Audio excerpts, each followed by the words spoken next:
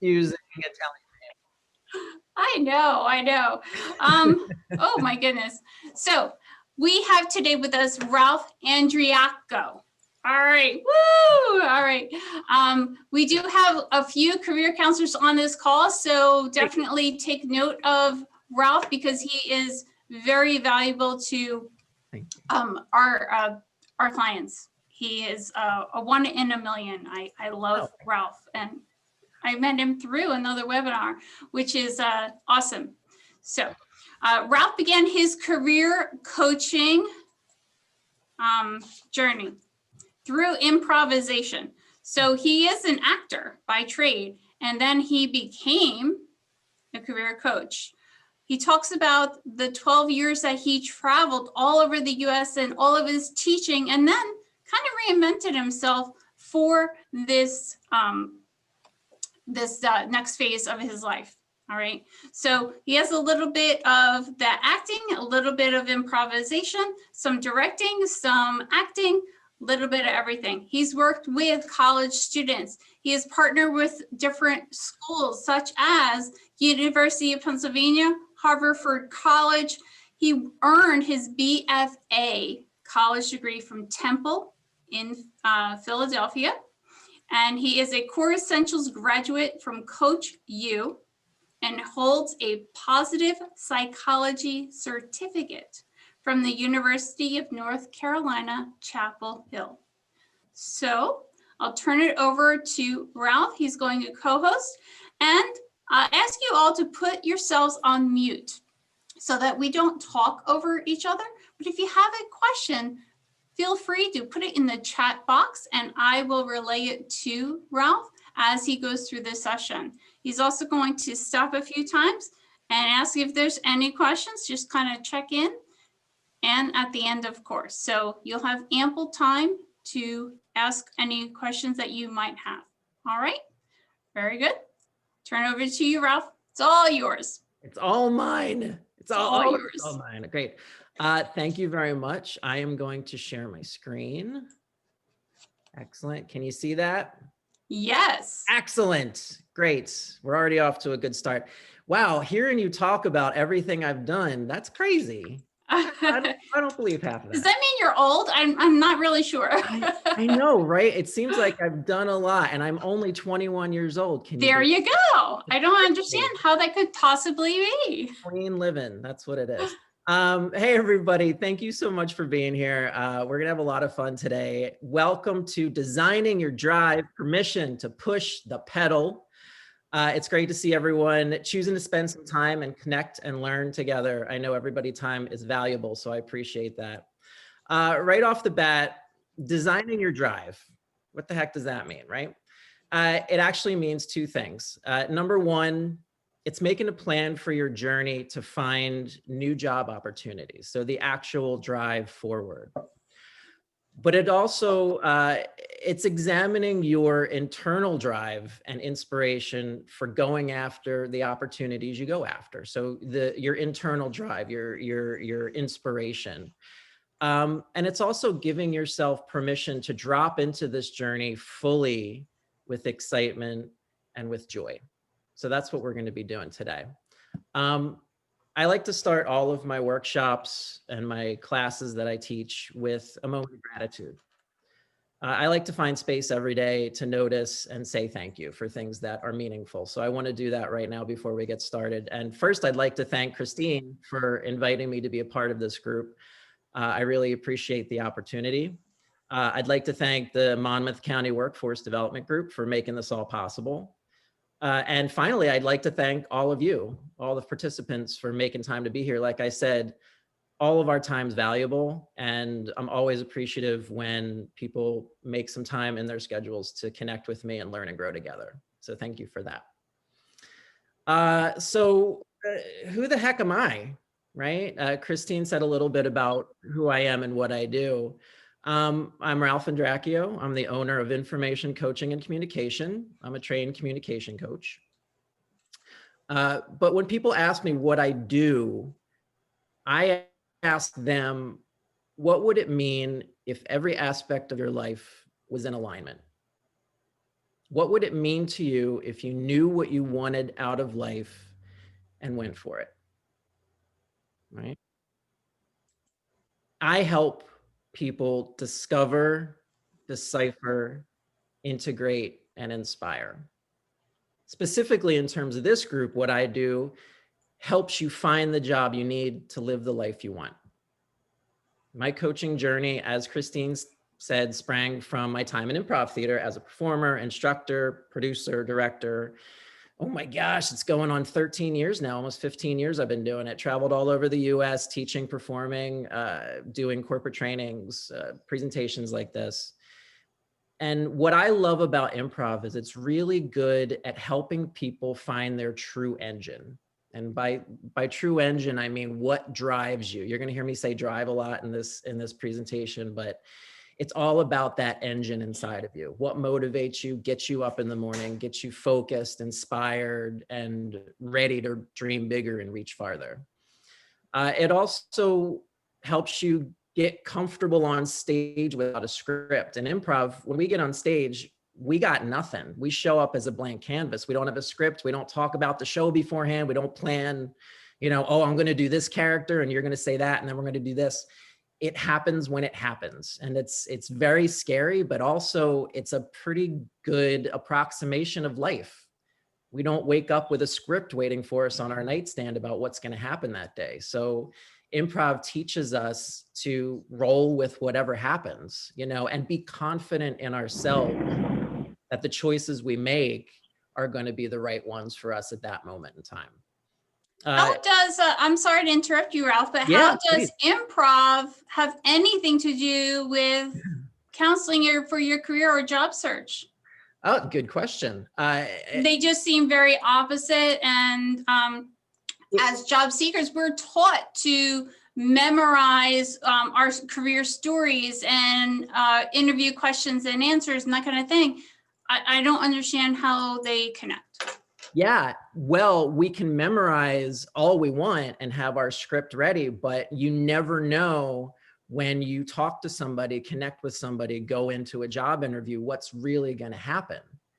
There's always going to be some kind of curveball that's thrown at us. It just happens. I've been pretty much through every kind of employment experience there can be. I worked at a nonprofit for 10 years. I've worked at companies for 5 years. I've worked at companies for 5 minutes.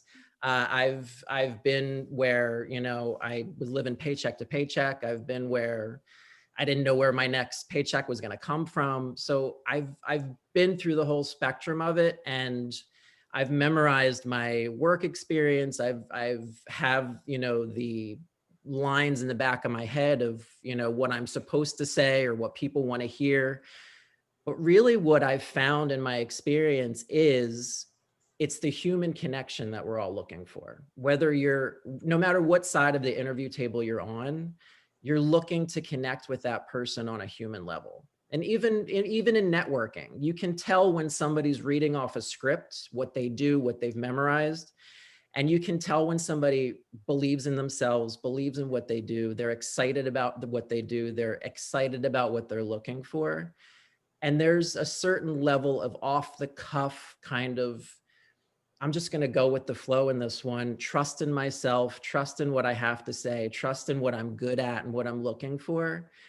And that's what I think makes people more successful in their searches. So I think improv, in a way, the tools that it teaches us helps buttress that kind of thinking when you're looking for a job and you're going through the process of looking for your next opportunity. Does that answer your question? That makes sense. Yes. Thank you. Awesome. Absolutely. Yeah.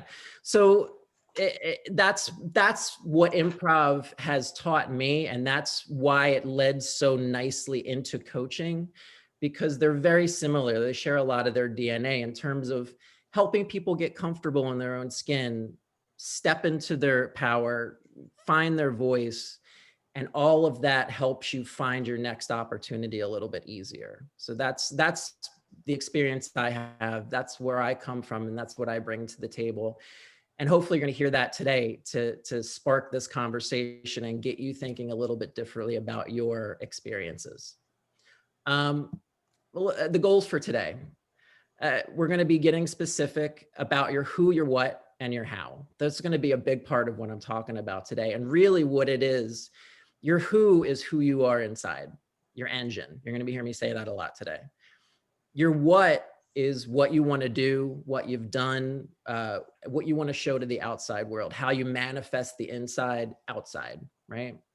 And then the how is the process you put in place to make things happen, to move yourself forward. So we're going to break those down today and move through each of them and go into more detail about them. Oh, sorry. Went a little bit quick. We're going to get comfortable with where you're at on your path forward. And I capitalize that because it's really important. This is your journey. This is your path forward, not anybody else's. And we can fall into the habit of comparing ourselves to others very often when we're looking for work. And I think it's detrimental. It's your journey. It's your path. You can be inspired by other people's journeys. You can look at other people's journeys and say, wow, that's really interesting. You know, it's really crazy, all the stuff that they did. I'm inspired by that. But I think the only person you should be comparing yourself to is yourself. Where was I yesterday? Where am I today? Where am I going tomorrow? That's what really counts. Exploring the difference between hobbies you love and work you naturally do. I know there's questions about, you know, well, I love doing this thing as a hobby. Should I monetize it? Should I make work out of it? We're going to talk about that too. Gaining insight into job focus, career focus, and calling focus. This is a concept that I actually started getting interested in last year. And I think it's really helpful to think about that as you're on your journey to find your next opportunity. So we're going to dig into that too. Noticing your natural path, then setting goals and strategizing to get there. What do I naturally do? What jobs am I naturally drawn towards? What kind of jobs do I just naturally end up in? It's important to figure that out and kind of have an idea in your mind of what the commonalities are. And getting comfortable communicating with others to reach your goals. A lot of times when we're searching for work, I know this from experience, we can kind of close off and isolate ourselves because we're under a lot of stress to find that next opportunity. And I think it's important, once you know yourself, you know your who and your what and your how, to expand your circle and find people that can hold you accountable and inspire you and motivate you and keep you going. And it's a reciprocal thing, you know? So we're going to cover all of that today. I know it's a lot, but we're going to have fun talking about it. Some takeaways you're going to get today. Your state of curiosity. This is one of my biggest things. Cultivate your curiosity any chance you get. It's one of our superpowers as human beings is we're curious about everything and we don't use it enough. So get curious and stay curious. Self-talk and openness to connect with others. How we speak to ourselves has such domain over everything else we do in our lives. So hopefully today, if you walk away with a better sense of how we speak to ourselves and how we can improve that and make it a positive, that's going to be aces. Improved mindfulness around your job search. The who, the what, and the how is awesome at getting you focused on what you really want to do, what you really want to go for, and how to get there. Elevator pitch. Towards the end of my talk today, I'm going to go over how to craft a really cool elevator pitch that speaks to your who, your what, and your how, because we've all done networking. We're all going into interviews. And I think having that elevator pitch, like Christine said, that thing that we've memorized, if we have that in the back of our brains, it makes this whole experience a whole lot easier. And then communication with coworkers, team dynamic, and leadership skills. You know, once you get a job, all of these tools we're going to talk about today and concepts can help you when you're in there. And also, you know, we have experience where we keep in contact with people from previous jobs. We have our social network of people that we've worked with. All the concepts and ideas we're going to talk about today can help improve all those relationships. So that's a lot of what we're going to do today.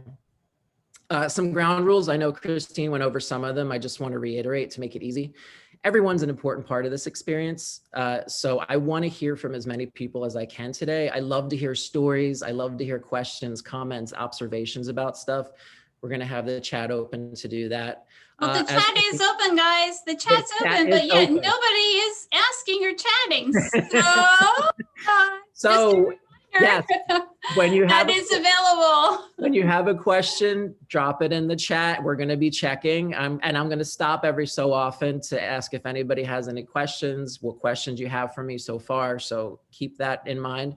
Again, please stay on mute, use the chat. There's a lot of people here today, and I want to make sure everybody's voice is heard. We're going to have time at the end for a really robust Q&A. So if you throw your questions in the chat, but also we're going to have time at the end so you can actually ask with your voice if you want to be on camera. And when we're doing that, please share focus, listen when it's time to listen, share when it's time to share. Everybody's voice is valuable and important. I want to make sure everybody's heard. And the two biggest things, get rid of judgment today. There's too much judgment in the world and we judge ourselves far too harshly.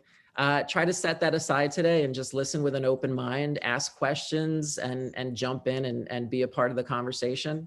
And again, be curious. That's our superpower. And I want everybody to flex that curiosity muscle every chance they get. Awesome. Let's dive in, shall we? I'm sure everybody's heard this saying, do what you love and you'll never work a day in your life, right? My dad still tells me this and I'm like, Dad, I own my own company. I'm fine. I think I figured it out already. He's Italian. He's an old Italian dad. He needs to. I don't really know how applicable this saying is, to be honest. I think it's an interesting saying. And I think in some instances it makes sense. But it gets me thinking, what does it actually mean? Bill Bronner. Join the meeting. To do what you love? What does that actually mean? And what happens if you don't love what you do, right? I think it may be limiting sometimes to make love what you do a guiding principle for finding your next opportunity. So today we're going to look at finding these opportunities, working from the inside out, right? Starting with who you are authentically, because I think if you get your handle on that and you can throw your arms around that, the do what you love saying comes into a little bit sharper focus for you when you're searching for your next opportunity. I want to share a little bit about what surveys say about the workplace right now. I've quoted the CNBC SurveyMonkey Workforce Survey 2020 here, and I've also quoted the Gallup Workplace Insights Poll 2020. Basically what they say, generally, people are happy with the jobs they find. 54% of people are very satisfied with the work they find. Job satisfaction is up, but everybody's really nervous right now because of obvious reasons. The climate that we live in, the social climate, coronavirus, everything's making people on edge, right? I think the second point is important, and I'll tell you why I'm sharing it afterwards. When employees are inspired, motivated, and supported in their work, they naturally do more work, and the work is significantly less stressful. And employee well-being and engagement are highly reciprocal. They influence each other and additive. They boost each other, right? When employers support well-being, they support their employees' engagement, performance, and productivity as well. And the reason I share this is because there are companies doing the work to create healthy, supportive, engaging environments for their teams, but it's also up to us as people looking for our next opportunity for work to look for positions that are healthy, supportive, and engaging. Job searches and interviews are a two-way street. It's not just the company interviewing you, you're also interviewing that company to see how they fit in your life, in your plan, in your future, right? So I think it's up to us. There are companies that are building these great environments, and I think that's awesome, and I wish every company would do that. But it's also up to us to look for those positions that are healthy, supportive, and engaging, and insist on them, because that's the way we change the system and find more jobs that speak to us and our authentic self. Okay. And again, these slides are being shared at the end, so you're all going to have this information. So now I'd like to jump into the main part of this, and that's the who, the what, and the how. I've been talking about that a lot, but now we're going to really jump into it. Who, what, and how build on top of each other. Once you can throw your arms around one of them, the other two come into focus. And it's really a journey from the inside out. You start with the who, which is your inner self, The what is how you manifest that. And then the how is how you go about planning to make it happen. And that's what we're going to dig into today. So first, I'd like to start with who, okay? And who is all about your internal self. What's your engine? And your engine is, again, what drives you forward, what gets you out of bed in the morning, what motivates you. More importantly, it's what your values are, your deeply held beliefs about yourself, about your circle, about the society you want to live in, about the world you want to make. It's the internal aspects of you and your motivation. And this is constantly working in the background, shaping the choices you make every day. So it's important to, in my opinion, it's important for us to take that look inward and be confident in what gets me out of bed in the morning. What am I really looking for? What motivates me? What inspires me? What do I believe in? And what am I looking for out of the world, right? And now, I've just started to dig into this concept, and I think it's fascinating, and it fits in with the who is, what's your focus? You know, when you figure out what your engine is, what drives you, what motivates you, what your values are, this builds on your engine. Like which one of these aligns with my values, right? What am I honestly looking for right now? A job, a career, or a calling? And what does that mean? Well, a job focus, there's these three focuses you can have when you're looking. A job focus is taking work to pay the bills. It frees you up to focus on other aspects of your life, right? A career focus is working in organizations where you can climb the ladder. You get invested in the company, you build their culture, you build your team, you get promoted. It's investing in that position, in that company, in their mission, in their vision. And then there's a calling focus. And that is where you have this deep alignment between who you are and what you do. It's a much deeper version of the other two.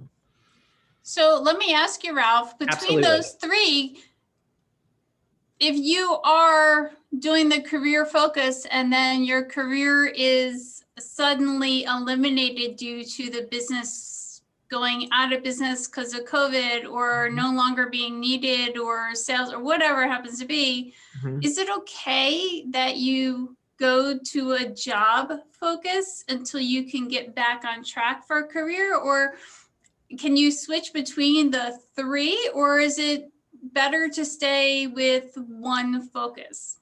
I absolutely love that you asked that question, because you read my mind. That was just what I'm going to say. Sorry. No. I love it. No, I love it. Thank you for asking that. I think that's amazing. We're right on. We're sharing a brain, and I love it. I love when that happens. None of these are more valid than the other. I love that question. None of these are more valid than the other. They're all equal. You can move between these categories easily, and they can be merged together as well. So, you know, if you right now just want to find a job to pay the bills so you can focus on other aspects of your life, 2 thumbs up. That's great. If you are focused on finding a career so you can invest in a company and their mission and their vision, you find something that aligns with your values, again, and your inner engine, aces, that's great. Or if you're looking for something that you want to connect to more deeply, you can do that. None of these are more valid than the other. It's just a different way of thinking about your search for your next opportunity. Do I want to just pay the bills? Do I want to invest in a company, or do I want to find something deeper that aligns with more of my values? Totally valid. You can do any of them. They can merge together in different ways. It's just a different way, a different concept of looking at your journey and your search, right? So, and getting clear about where your focus lies can be a huge help in getting clear about the kinds of opportunities you want to pursue, right? And it's also helpful to think about if comfort in your choice of job is influencing your search. Like you said, are you looking for a particular kind of work because you've always done it? Like, I've had this career forever in this particular field at this particular company. That job was eliminated. Do I look for the same thing because I'm comfortable with it? Or do I take this as an opportunity to say, I'm going to challenge myself and try to find something else Maybe that aligns a little bit better with who I am on the inside. Maybe I want to search for something that is a calling rather than a career. Maybe I want to combine career and calling and find something that I can invest in the company, but it also invests in me and we have this deeper connection with it. Or do I want to take a break and just find a job that pays the bills so I can focus on other stuff in my life? Again, any of these choices totally valid, but I think it helps if we can consciously know what our focus is at the moment, because then that really does help with the search, right? Oops. Oh, and also interestingly, to piggyback on top of that, there's also Maslow's hierarchy of needs. And if you've heard this before, sorry, I'm just going to go through it again really quickly, but I think it's an interesting tool and it speaks to what we just talked about, the job, the career, and the calling focus. If you don't know, Maslow's hierarchy is a way to kind of think about our needs and which ones we have to take care of first before we can move to the next level of consciousness, so to speak.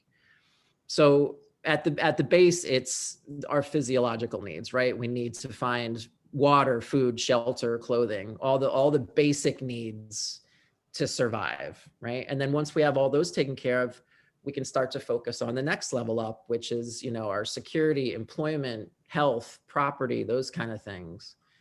When that's taken care of, we can think about the next level up, which is, our friends, family, sense of connection. And I think sometimes we get focused on the upper levels of the hierarchy and we get frustrated that we can't get there. And it's because we haven't addressed the ones below.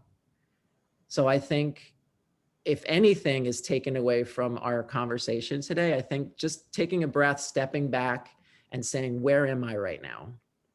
So are you saying then, Ralph, that you cannot put self-actualization where love and belonging is? You can't move these colors on the pyramid, these terms? I don't think so, because the taking care of one of the levels, I think, is the prerequisite for then being able to fully focus on the next level up, because that self-actualization of the desire, I think it's there in the background of something we all strive for. So it's, we're conscious of it being there, but can we really throw our arms around it if we're struggling to pay our rent? If, our bills are piling up? I think that's what I take away from this hierarchy is it calls attention to the level that we're at right now. If I'm struggling right now to pay rent, I'm not going to be focused on, self-actualization or, the self-esteem, the recognition, the strength, all those things that are on those top two levels. They're there and they're waiting for me. But right now I have to take care of what's right in front of me. And I think that's what the who speaks to, of the who, what, and how, is really getting comfortable with, where am I right now? What am I looking for? What are my values? What are my needs right now? And then that kind of informs what opportunities I'm going to be looking for. Does that answer your question? Yes. Okay. Thank you. Excellent. Yeah. So now I'm going to pause here and I'm going to ask what questions anybody has right now. Is there anything in the chat, Christine, that we can? No, I've asked a lot of the questions myself. You're asking really good questions. I love it. I'm sorry. I keep interrupting you. Most of the feedback in the chat is yes, Ralph. I agree, Ralph. Excellent. I love that. I do have one question just came in. Let's say you find a job strictly because you want to pay the bills. Then somewhere along the line, you get comfortable and becomes a career focus, not just a job. Mm-hmm. Not exactly because that's what you want, but just because you kind of fell in. How do you recommend you break that cycle? That's a really good question. And I think that goes to... Thank you. Thank you for that question. I think that goes to figuring out your who and your values. What do I really want to do right now? Happens to all of us. We take a job to pay the bills and we just stay there because we get comfortable. It's paying the bills. I can focus on other stuff. Does that mean like I'm job focused right now? Sure. Is there anything wrong with that? No. But I think when you have the realization, oh, I've been here for a while, I'm comfortable, this isn't really what I want to do. That's your gut telling you, hey, maybe it's time we look for something and something else. And that's okay. You know, that was just pointed out to me by somebody else too. And again, we're always learning from other points of view and what people have to say, staring outside, looking in. If you become comfortable, then it's much harder to maybe move on from that job that became that career. And now we're comfortable. Maybe we want to take a step back and figure out that who in order to kind of reinvent ourselves, but go back to exactly what we were looking for, what we want to do, what that passion is. Yeah. And another interesting way to look at it is trying to look at it as objectively as possible. Take the judgment out of it and say, oh, okay, I have become comfortable in this job. Why?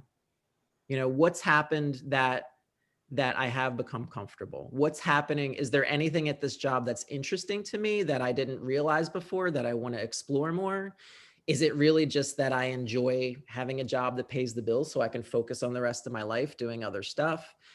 Asking those questions, right? The saying goes, the unexamined life is not worth living, right? If taking a step back and looking as objectively as possible at it, realizing, oh, I have become comfortable at this job. Is there a reason for that?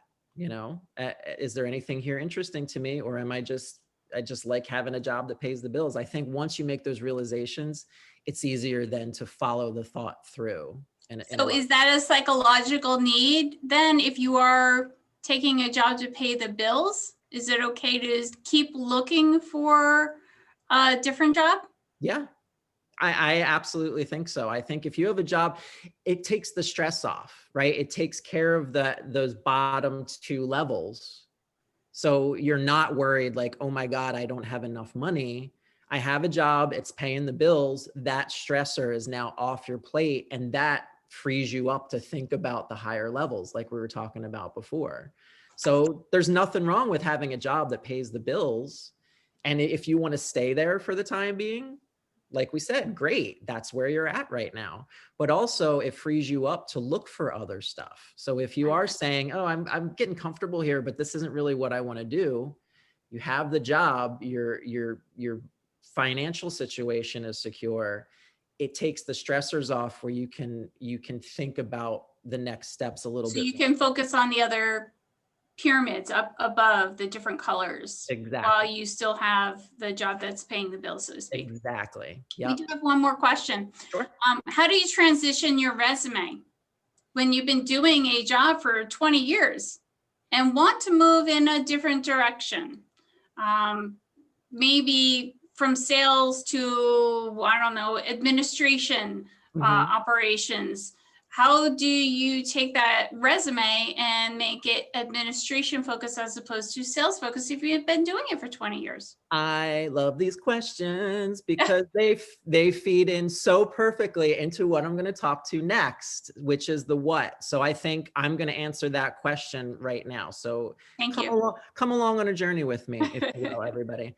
So now we're going to talk about the what. Okay. The who is the internal drivers, right?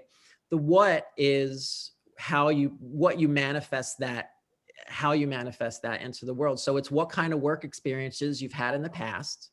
What kind of opportunities are you looking for presently, right? What does your resume say about you? What have you been doing? What is your experience and work history trying to tell you? What kinds of opportunities are you applying for? Are you playing it safe or stepping outside your comfort zone with what you're looking for, right? And I think this next part is going to answer that question you just asked me. What is your work DNA? And I love doing this exercise with my clients because it's so eye-opening and it's like there's an aha moment that happens, which I live for. It's like better than a paycheck for me. So what I mean by work DNA is what kinds of jobs have you naturally been drawn to over your history? looking at your work history in totality and saying, what do all these positions have in common, right? Breaking them down to their elemental level and saying, what common elements do they all share, right? So for the example that you gave with the sales, what is it about sales that I liked? Break it down into its DNA. What parts of it were enjoyable for me? What parts of it spoke to my values? What parts of it spoke to that engine that I have that keeps me going and motivated? And then I think it's easier to take those and say, how can these translate into a new position that I'm looking for? If I want to do more administration, what have I done what have I done in the past that can translate, that speaks to that new position, right? And why do I want to get into administrative work in the first place? Like what in my history speaks to wanting to move over there? I think it's interesting to break down those experiences into the bits and pieces, because there's always going to be something, no matter how different the jobs we've had, there's always an element in there that they share because we were drawn to them for some reason. I think that a lot of the feedback we're getting in the chat as well is we have to be a human thesaurus, guys. And just taking, maybe we never had a label for things and we've been doing what he's saying right all along. Ralph is saying, you know, what I like, what I didn't like. What's your DNA? Now we're putting a label on it, and we never knew what to call it before, but yet kind of knew internally what it was. Mm-hmm. So taking your DNA, so to speak, and making that column, what I like, what I don't, the pros and the cons of each job and your history helps you to define what you are and where you're going. Yep, absolutely. I'm a visual thinker, so I also think of it in terms of Legos, if that helps anybody. Like if you have a Lego truck and a car and a boat, and you take them apart, there's always going to be the blocks that they share, that they use the same blocks, right? So if you think of it that way, if you want to build something new, it's going to have all these blocks that you've had before in it. You know what I mean? So it's the same thing. It's taking those building blocks and saying, okay, now I see I've always had these specific kind of blocks in what I do. How do these relate to this new opportunity that I'm going for? So if you have, you know, you're looking at a company, eyes wide open, sorry, and you get a job and you've landed and you could see yourself there at the company 10, 15, 20 years, but in today's 2021, it's not so valuable to be there for 20 years. How do you differentiate yourself to rise above and show your worth and your value to a company so they keep you and they don't discard you at the curb? That's a great question. And I can't speak to what the company does, but I think this question relates back to what we talked to previously about the interview process, right? And arriving as a human being, kind of making that human connection with people. I think that's your opportunity to say, this is speaking to everything we've covered so far. This is who I am. This is what I do. This is what this is what I'm good at. This is what I bring to the table. This is how I can help you. This is how we can work together. I think when companies hear that and somebody comes in confident in who they are and what they do and how they can help, I think that sets you apart from other people who are just looking for the job and going through the motions. And again, speaks even further back to the improv aspect of it. You know, we can memorize all the points that we want to say, but it's how you present those. If you can present them and put your own spin on that and integrate them all into, you know, this is who I am. This is why I'm going for this job. This is why I'm going for this opportunity. I think that resonates more with the people interviewing than just like, yeah, I need this job. Here's my qualifications. Ask me some questions. Well, I'm going to ask you another question then, Ralph. Sure, please. It came up in the chat box, but I know it's on the back of a lot of people's minds that are on this call. Sure. You know, we know from different webinars and different speakers, unfortunately, ageism seems to exist. Yeah. And how do you not look at ageism in a negative light and use that to your advantage when you're doing just what you said and making those connections and knowing about yourself? Like, how do you do that? Ooh, great questions, everybody. My gosh, this is awesome. This has come up in other presentations I've done. It's come up with some clients that I have about, I'm getting older. I'm in this new weird territory. I'm not 25 and fresh out of college and, have my whole career ahead of me. And my response to that is we can only control our the way we approach a situation, our emotions, our thoughts, our feelings, our responses to what happens. So I think it's important for us to be able to reframe in a positive way where we're at. Yes, I'm older than most of the candidates out there, but if I look at it a different way, I have more experience. I have all this life experience. I have all this career experience. This is how I've helped companies in the past. This is what I've done. This is the initiatives I've created. These are the teams I've built. Putting that experience into a story and telling your story in a different way is the one thing we can control about that. And if you can pitch yourself to a company in that way and putting a positive spin on it instead of focusing on, yeah, I know I'm older than most of those candidates. No, I've heard enough of that noise. I've have all this experience. This is all the stuff I've done. These are the teams I've built. This is the initiatives I've made. This is how much of an asset I'm going to be to this company. Right. I think it's very important too. We talk a lot about having that job search buddy or a circle around you so that you can experiment with that terminology, what you would say in response to that question or this question, and take that negativity of ageism out of it and put a positive spin on it so that they can see the value that they might be getting for their hire, their money, because it's all about money.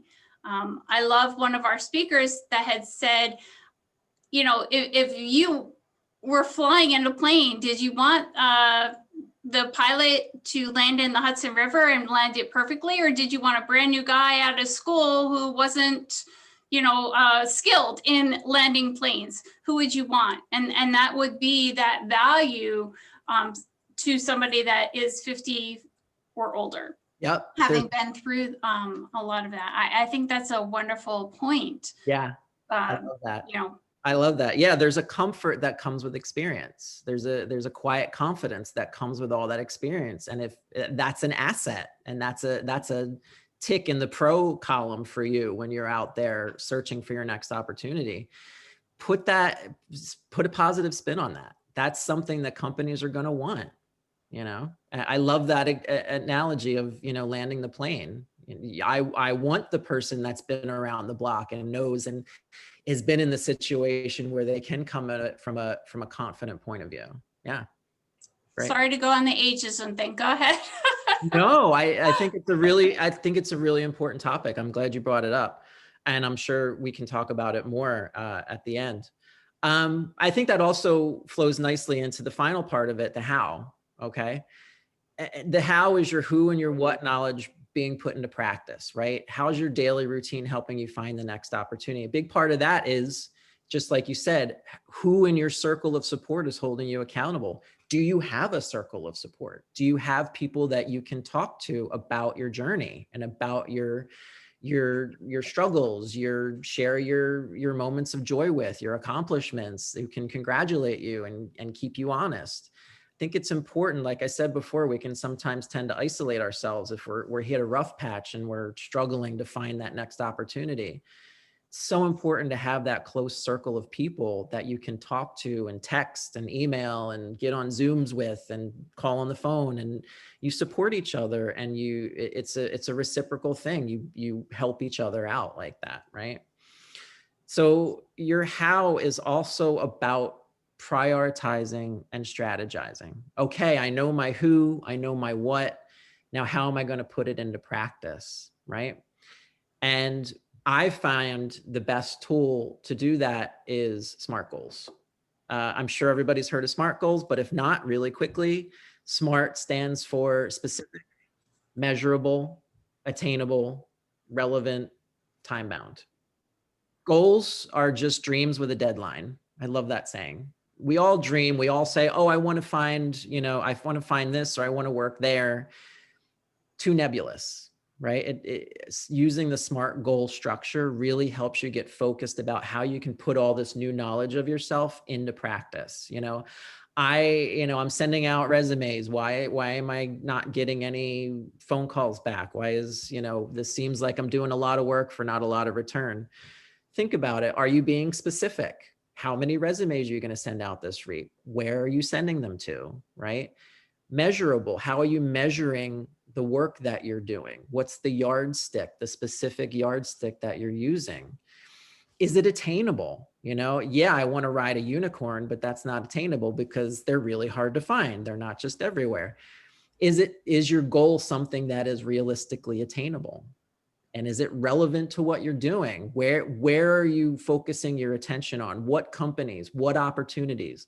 Are they in alignment with who you are, your values, your engine, what you've done before, your DNA of your job history, right? I love that you said that, Ralph, because I think it's the first or second slide of all of my workshops. You need to know what you want to be when you grow up. Mm-hmm. You need to know your salary requirement and radius. Yep. The job is not in the radius, then why are you spending time looking for the job? If you are prioritizing and strategizing your job search, those are all parts of developing SMART goals. Yep. You can't develop a SMART goal if the job doesn't even exist in your area. There you go. Love it. Great example. Yep. And this all, if you start putting your dreams and your wishes into this SMART goal structure, you're going to find it becomes a lot easier to prioritize. What's really important right now? What do I need to do today to move myself just an inch down the field? Doesn't have to be a 100-yard run to the next goal for a touchdown. What's going to move me an inch down the field today? What's going to move me a foot down the field this week, this month, the next? I think that's very important, Ralph, because I love your slides and you have a lot. And there's a lot on there. So we know, at least the career counselors on this call, this is not going to be done in a half an hour. All of these things aren't going to be done in a half an hour. You're not going to meet your goal in a half an hour, unless you do. God bless you. So yay for you. Right? We want to know how you did it. But if you're doing 5 minutes of each of these things, you're getting towards the goal as opposed to doing nothing and staying stagnant. So even a little bit each day puts you closer to the end goal. Yep. I love that saying, just an inch down the field. That's all it takes. You're still moving yourself forward. It doesn't have to be huge leaps and bounds. It's this is where I am right now. What's going to move me an inch forward today? And then those inches add up, right? Yes, and it's not going to happen overnight. This is a whole process, but I want this journey to be as enjoyable and fun as possible, and getting to know who you really are, what you really want to do when you grow up, right?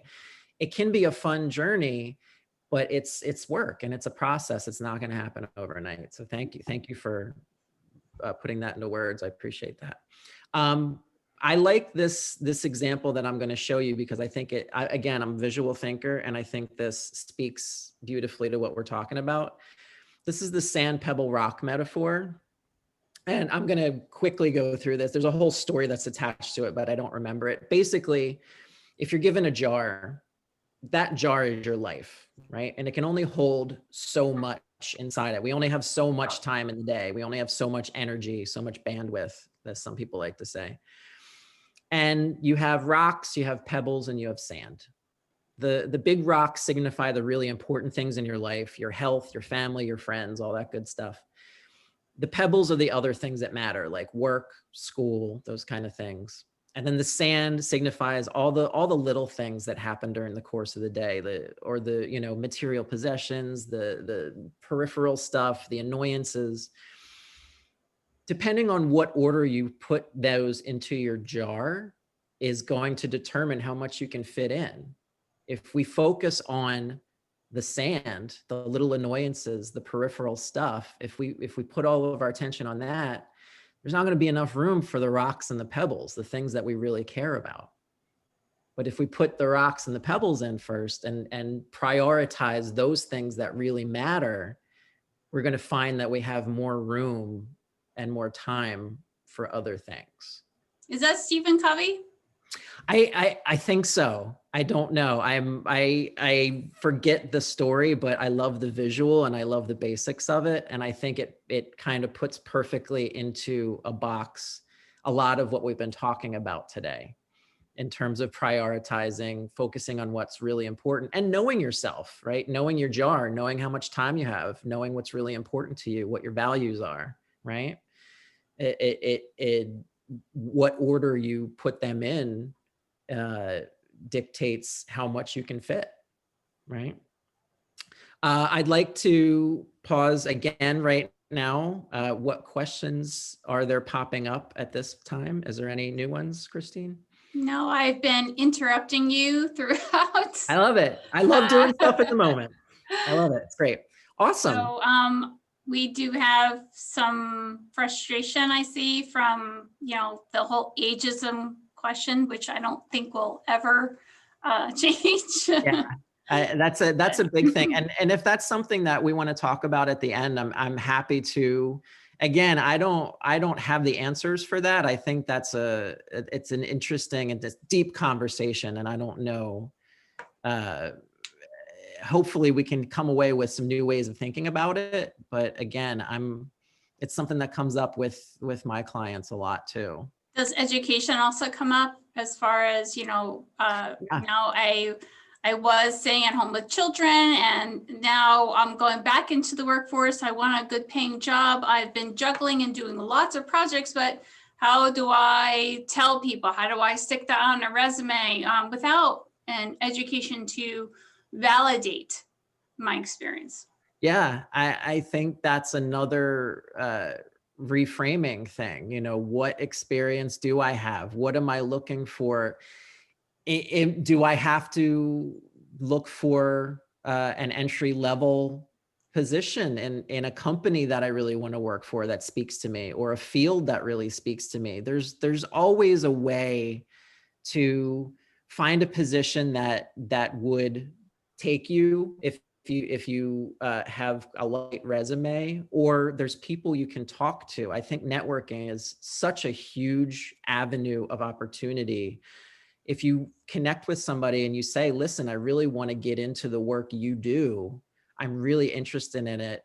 What do I need to do to be attractive to a potential organization? What education do I need?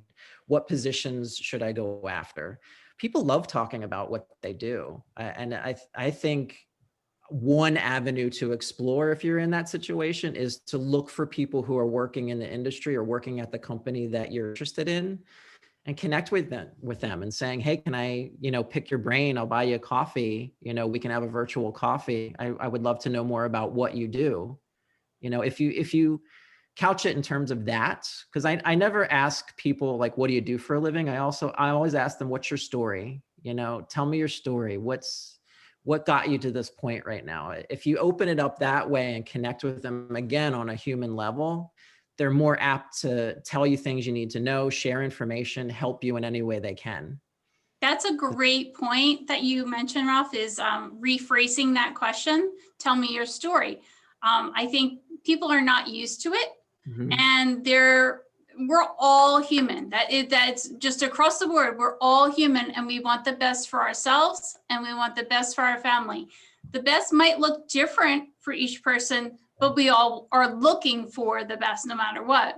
Yep. By saying something like, what's your story? How'd you get here? You're breaking down those walls so that they're more inclined to have a conversation with you. So networking is not that once, slam, bam, thank you, ma'am kind of thing. It's a connecting through networking. It's developing that relationship. I need to pick your brain. I need to ask you questions. How can I help you? Now that they've told you what to do, you can offer help to them somehow. And that is a connection. Yeah. And I think the help aspect of it is big, because we don't like asking for help sometimes, and opening yourself up like that and saying, hey, I need your help. I'm really interested in what you do. I want to know more about it. Tell me your story. How did you get there? What do I need to do to get there? That's asking for help. It's opening yourself up and being a little bit vulnerable. But in the long run, it's reciprocated and it's appreciated. From my experience, it's something that people don't expect. And when they do run into somebody who is very open like that and willing to talk about their experience in a different way, it sets you apart from other people. Absolutely. Yeah. Love that. Great. Thank you, Christine, for that. That was awesome. One last thing for our talk today, and then we can have our Q&A. I'd love to talk about elevator pitches, because I think it's a natural extension, a natural next step. You have your who, your what, and your how. And now you want to get out there, like we were talking about, network with people. And I think this kind of ties up in a nice bow everything we've been talking about. Your elevator pitch is one way to reach out, share your story, and connect with those people who can help you find the next opportunity. So it's, as we talked about before, having those little bits and pieces that you've memorized, but it's how you put them out there in a way that feels human, right? If you don't know, and if you do know, I apologize, but just covering all my bases. An elevator pitch, it's a brief, persuasive pitch that you use to spark interest in what you or your organization does. Good elevator pitch should last no more than a short elevator ride, 30 to 60 seconds. Hence, that's why it's called an elevator pitch, right? Once you go through the process of discovering and deciphering your who, what, and how, you can more easily craft an elevator pitch that is authentic, engaging, and fully representative of you and your values and what you're looking for, right? So what actually goes into an elevator pitch? You identify your goal. What's the objective of your pitch? Why are you giving this pitch in the first place? Who are you, right? What do you do, or what do you want to do? What's interesting and exciting about you, or what you want to do? What makes you unique? Just you talking to somebody in the way that Christine and I were talking about, being human and asking them different kinds of questions, right? And engaging with a question first. That's your hook. That helps get you thinking and get them thinking about what you do. If you remember, this is the fun part. If you remember all the way back in the beginning when I first started talking and I was describing myself, I started with a question. I asked you, what would it mean if every aspect of your life was in alignment, right? And then I went on to describe what I do, who I am, how I got there. I told you my story, right? But I asked that question first, because I think if you can ask somebody a question, it immediately engages them. Instead of talking at them and telling them, oh, this is my name and I work for this company and I've held these positions and I'm looking for this. If you can make it a conversation and connect with them, well, let me ask you this. What would it feel like if every aspect of your life was in alignment? Do you ever feel like some part of your life is out of alignment? And then that person's like, oh, yeah, that's an interesting question. Yeah, you know what? I do. There are some things in my life that I'm like questioning. And then I'm like, well, awesome. Look at me. I'm a coach. This is what I do with for people like you. This is how we work together. They're immediately invested, right? So a good elevator pitch would hit all of these points. And like we mentioned before, this isn't going to happen overnight. This is a process of learning about who you are, what your values are, what you want to do, what kind of jobs you're looking for. So it's going to be a process of writing it down, rewriting it down, editing, adding, subtracting. A lot of it is, again, taking the judgment out of it. Don't judge it. Don't say this sounds weird. This sounds silly, that nobody's going to believe this. This sounds stilted. Just get it out of your head. Ideas want to stay ideas. They love being in your head and they're comfortable there. You want to get them out on a piece of paper as soon as you can, because that way you can look at it objectively. I love that you said, Ralph, that without saying it, that a few elevator pitches might be beneficial to you depending on who you're speaking to, because what's important to them as a human might not be important to the next person as a human. And yep. Catering it to them, you're still you. You still have the same who, how, what, all that, but you might need to change that terminology or thesaurus, so to speak, for your own elevator pitch to get them to understand what you actually do and what drives you. Yep, absolutely. And some of those elements may stay the same, and that's good because you're the same person, right? But it's tailoring it to who you're talking to. And that's where the questions come in. Ask people questions when you first see them. Hey, tell me your story. What brings you here today? You know, and that way, when you're listening to them, you can gauge, oh, they like this stuff. They do this. What part of my story connects with their story, right? That's where the improv comes in. I have all this information in my head. Let me hear you first. Let me hear where you're at. Let me hear what kind of things spark your interest, because then I can go through my Rolodex, my thesaurus, to use your word, and pick out the points from my life that match. And then we have common ground, and then we're talking, and then we're having a conversation. And then I can say, well, hey, let me ask you this other question. This is what I do. This is what I'm looking for. I wonder if we can help each other. You're in. We have just a comment in the chat box, not so much a question, but he says, I did exactly this yesterday with a good friend and now have a really good job lead on a really good job with a huge insurance company. Yes. After picking their brain a bit, asking those questions, turns out that I have all the qualities and experience needed for the position. And unless you had the conversation, you'd never know. So love it. Yeah. Yes. What you're saying. It works, everybody. It works. The system works. Again, it all comes back to being human, connecting on a human level, asking questions, connecting with the person, finding out about them, sharing bits about you, right? And then it's easier to figure out how can we help each other. That's what an interview is, you know? How can you help us at this organization? Okay, cool. Well, this is how I can help you if you hire me to be in this position that you're looking for. It's all about that connection aspect of it, right? I think this is a good place for questions and answers. That's the general gist and journey that I wanted to take everybody on, figuring out your who, your what, and your how, and then how to put that into a nice elevator pitch / conversation starter where you can find out more about that person, that position, and figuring out your journey and giving yourself permission to push the pedal. Very good. There you go. How was that? I think it was great.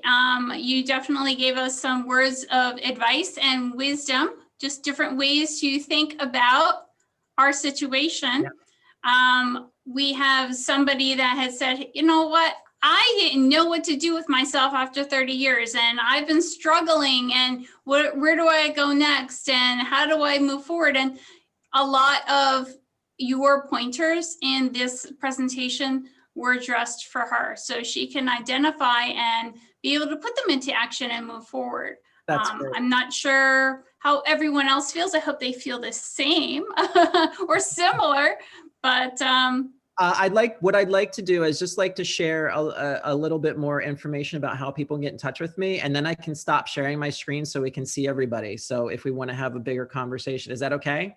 Absolutely. Okay, great. So I have actually I have a nice offer for everybody. I'm offering everybody here a complimentary discovery session. So my sessions are usually 45 minutes long.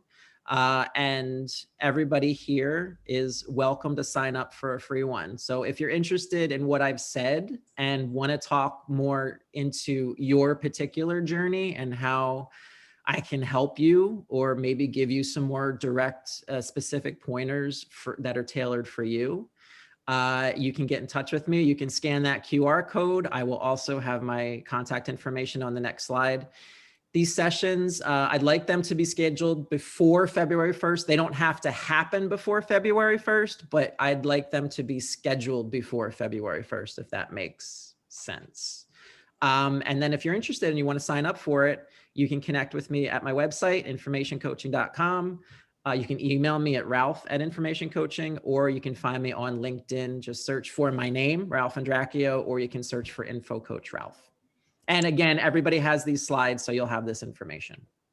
Just to let everyone know, I sat in on a webinar where Ralph was a guest presenter, and I was impressed. So I said, oh, God, have him here at Monmouth County. It would be great. And let me bring him on board. So I contacted Ralph on LinkedIn, and we struck up a conversation. We talked through Zoom, and he started off the conversation.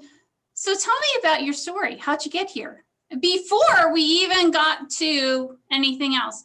And we actually talked and discussed my situation, his situation, how we got, before I even got to the point of asking, would you be a guest speaker for us? So I would definitely recommend to everyone, just pick up the phone or send him an email, because it's really good to have Ralph in your corner and just bounce some things off of him that you didn't even know. And so you're saying that, yeah, that's exactly what I'm saying. So it's definitely beneficial for everyone, no matter where you are in job search, whether you're starting out, whether you have a job, whether you're looking for a different job, no matter what, it's definitely a good thing. Oh, thank you, Chris. That was really sweet. And I love listening. I'm a good talker, but I'm also a really good listener. So a lot of my job is just letting people talk through their story and just getting it out of your head.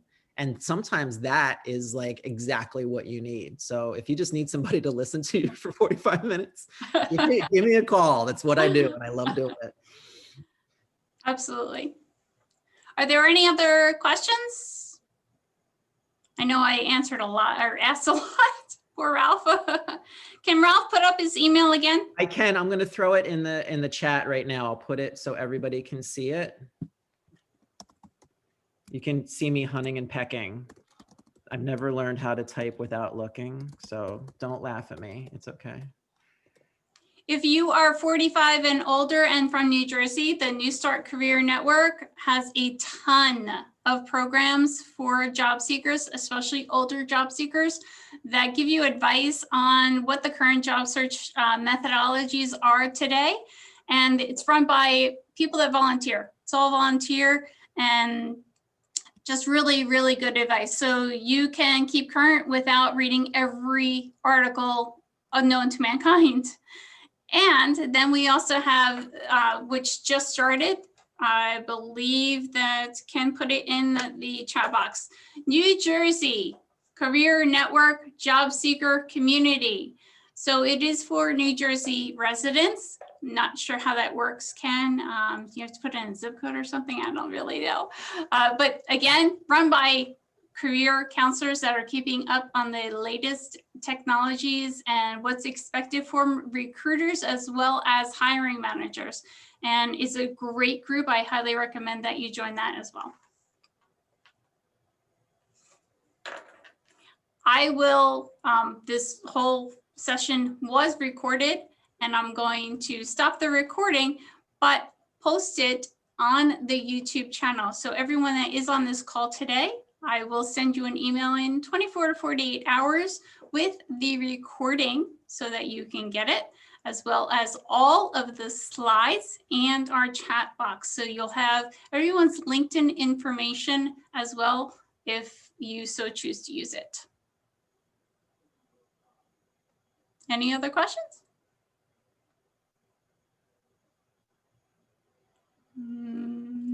I'm so used to people jumping in and I know, right?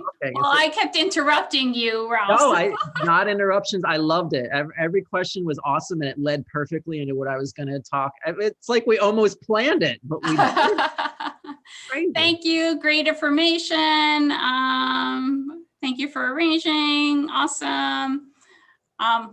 Positive, lots of positives there, Ralph. I don't see anything negative. So Be brutal. Only way I learn. very good. Very good. Well, I'm going to